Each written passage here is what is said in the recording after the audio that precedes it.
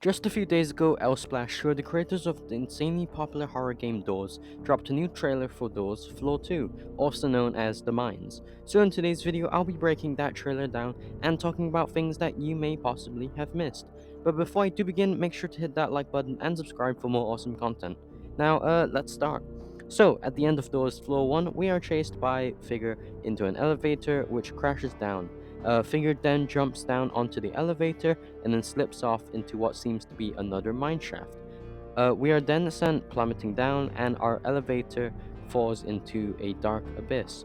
However, we actually know where we end up because the second floor, is named the mines, and that is most likely where we drop into, and that is most likely where we start in floor 2 of the mines or of doors. So in the trailer, there is actually quite a lot to unpack and extract. There are all sorts of new entities, all sorts of new rooms. So I'm going to be going through everything in the order they show up in the trailer. It's 1 minute long, but I feel like this video might take a while. So let's start.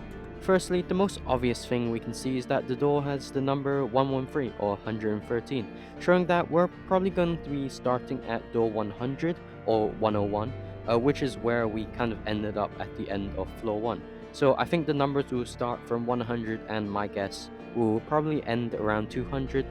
I'm gonna assume that the game will stick with having like just 100 rooms every floor. And next to the door, we can also see there's a chest on the left, and my guess is that we'll also be able to open it. Either we'll be needing some sort of key or pick lock to unlock it, or it might just be like the drawers in floor 1 where you just open them. There might be some coins or currency, or maybe some rare tools like flashlights or band-aids or whatever.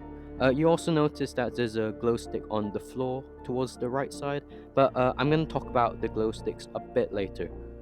In the next scene, the room is completely flooded, and I think this is definitely an interesting aspect uh, in terms of like the lore kind of stuff.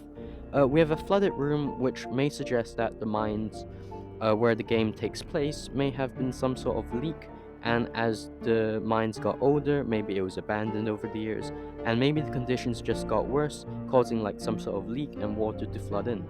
However, you will also notice that it kind of looks like as the player is running through the room, there's like dust dropping down from the ceiling. It's either the camera angle is not that good and maybe the lights just causing it to look like there's dust everywhere. But either that or there is dust dropping down from the ceiling, showing that the mines are old and maybe it's going to collapse in some way. In the same scene, the player then continues to run through the room, and then we see Rush coming in. However, Rush then appears from the front this time, which is unlike what we see in floor 1. This is definitely something to take note of, so maybe there's going to be a chance that Rush can appear from both sides, front and back, making it more random and also making it harder to tell. After Rush does kill the player though, it looks like there's a death cutscene where the player meets with a blue glowing light. The blue glowing light is most likely a guiding light, who we see in the death screens of floor 1, but we only see them as a blue text on like just the background, so maybe we get to see them as an actual light, but when we see them, it kind of looks like they're in the form of a crescent moon, or they're just a blue circle and part of them is being blocked by a spherical object. I think it's probably going to be the crescent room symbol, but I think definitely something we'll have to look into in the future. In the next scene though, we can see another room which has a ladder. This is interesting though, as we don't actually see a ladder indoors, or we don't climb up ladders in doors floor 1 at least. It might be some sort of new room they'll be adding in the mines, and most notably in this scene, I guess, in the player's hand we can see they are holding what looks like a glow stick, and we actually, if we go back to the first camera shot at the start of the trailer, it looks like it's going to be some sort of tool maybe we can use. Either we will hold it like a lantern and it will emit light, or maybe we drop it on the floor and it leaves like a light source or a trail. A lot of this is kind of me guessing. I'm kind of theorizing here, but it's something that maybe we'll use the glow sticks for. So either drop them on the floor, leave a trail, leave some light, or we just hold them like a lantern, and maybe they'll have some sort of like limit or like they get dimmer and dimmer as we use more of it. Uh, as I said, unsure, kind of guessing here, but definitely a lot to look forward to. In the next room, we can also see that the player is running through what sort of looks like a kind of rock tunnel in the mines. It just gives us another look at what we'll see, or like what sort of rooms we'll see in the game. And there's also another glow stick on the floor. And I think going back to glow sticks, will probably be and going back to the glow sticks, I think that the glow sticks will kind of be something that you can also use as a tool, but you can also, or it might just spawn randomly, like in a room as like just an extra light source.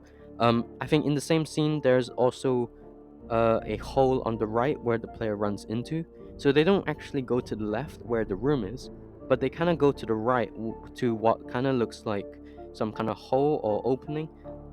It's hard to see what is actually in there because it's dark.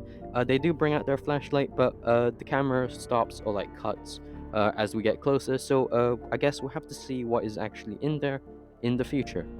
The next scene then shows a new entity, and as the player runs in, we can see that there is a monster grabbing the face of our teammate. However, if we zoom in and slow the clip down, we can actually see the silhouette of the monster dropping down from the ceiling before it grabs onto their face. This is something we haven't actually seen before, and I think it's definitely going to be interesting to learn more about this monster.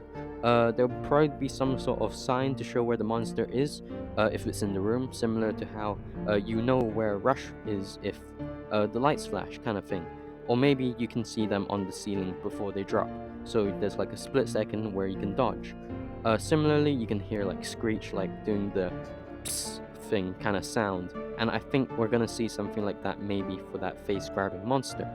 Or maybe there's just something on the floor to indicate where it is. I don't know, I'm just kind of guessing here as I mentioned before, but it's definitely interesting to see, and I'm really excited for this.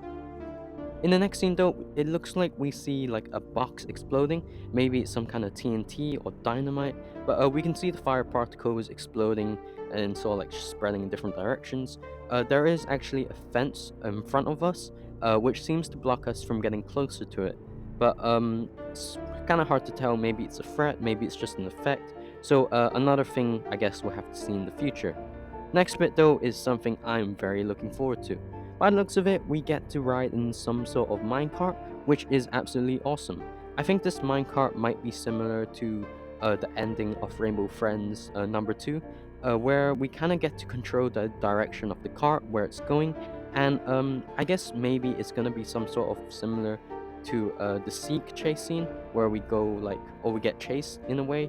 As I said, not really sure, but maybe it's also going to be something like a similar to the library in door 50 in floor 1, where it's something you have to do in order to progress. So it's one of those guaranteed challenges you get as you progress through the floor. You can actually see that the player ducks into the minecart near the end of the clip, and it shows, there are probably threats on the minecart, so maybe you do get to control, left or right, or maybe you have to control where you as the player is, so like duck down, or well, I mean, it's hard to tell, but we can tell we're ducking down, which shows that we have some sort of control while we're in the minecart. But it's hard to tell whether or not we get to like actually move the minecart left and right, but I guess it's something I guess we'll have to see in the future. But in the next scene, it looks like we get another new entity, which seems to be moths, or at least like some sort of thing that looks like flies. I'm guessing these are moths, I don't know. But the room is lit with what looks like blue UV light, and by the looks of it, the moths will take out any other sort of light source. By the looks of it, the UV light does not affect them. But maybe there's going to be some sort of tool that emits the UV light so that the moths don't, take out like the other light sources. Maybe that might be the use of some of the glow sticks. It's hard to tell though if they're hostile or not, but I'll actually talk a bit more about these moths on later because we see them in the trailer again. So I'll talk about them when we get closer. But another thing we do encounter in this same room is Eyes, who, unlike Floor 1, Eye appears well as we walk into the black area where they spawn in. So instead of just opening the door and they're there once we walk into it, like kind of giving like a jump scare or flashbang kind of thing. However, as we walk behind eyes, we see what looks to be like moth eggs, or like the eggs of like the flies that we saw, and I think these are going to be hostile. But as I said, I'll talk a bit about them later. But I think that the moths will take out the lights, and if you walk on their eggs, maybe that's when they get angry and kill you. As I said, hard to tell, but in the next scene, there isn't actually that much to break down. It's pretty much just a split second of us getting into a locker just before Rush is coming in. The next bit though is interesting. We see this machine with a 3-digit code, and there's a lever on the right side. However, what most people I think don't see is the letter B, or maybe they missed the letter B. The letter B is on top of the machine, and I think this indicates like the what kind of machine it is. So maybe there's gonna be like a machine A, machine B, machine C, and machine D, where you need to find codes for around the map. And I think maybe this will be another one of those challenge rooms, similar to the library in floor 1, which you might encounter every game. So, like, kind of a mini boss fight almost. Or maybe it is part of the actual boss fight at the end. Uh, kind of guessing here, but I mean, it looks like something that will be quite challenging. The next rune then shows the player putting a light into what looks like a generator, like a light bulb, I guess. They're just plugging it in to the generator, but we don't actually see much because we then get jump scared by Screech. So maybe we need to find like a bulb in the room to switch on the generator before we can kind of continue going on to the next room. After we can see our teammate who looks like they're covering their eyes from something. Then there's like a blue light appearing from behind, but that is all we see because the camera then changes into the next scene. The next scene then shows moths flying around, and our teammate dies after stepping on, I think, is one of those eggs that we saw earlier. We can tell they died firstly because their items drop on the floor, and secondly, their body falls over and it just becomes like covered with eggs. So maybe the moths are like putting eggs on them, or maybe the threat isn't actually the moths, but it's the eggs that are the actual threat. So if you step on them, maybe you lose health or you die, and then maybe the moths or more moths will hatch from the eggs that spawn on the player. We don't see much of it since we get jump scared by Screech again. We're seeing a lot of Screech, but I mean, let's move on to the next scene. And by the looks of it, there's some sort of dead end or like a fence. And then we see on the other side, a figure just jumps down. Uh, the camera cuts off quite quickly, but I'm gonna give a guess here that maybe there's some sort of chase sequence. So maybe figure will run through and break the fence while we run back or like hide somewhere before figure can chase and kill us. As I said, we don't know, and I guess we'll have to see. And then we get the release screen, which tells us the update's gonna drop on August 30th, which isn't actually that far from now, about 3-4 weeks. And I think maybe we'll see a lot more doors teasers from the devs, I don't know.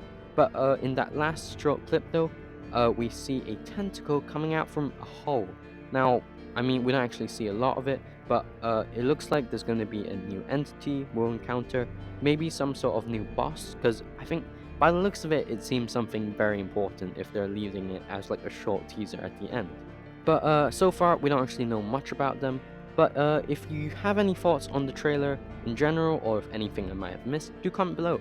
I'll be interested to hearing your thoughts on maybe what else you spotted. But as always, if you enjoyed today's video, do consider liking and subscribing. And as always, this is Cosmic Hearts blasting off, and I'll see you in the next one. Peace.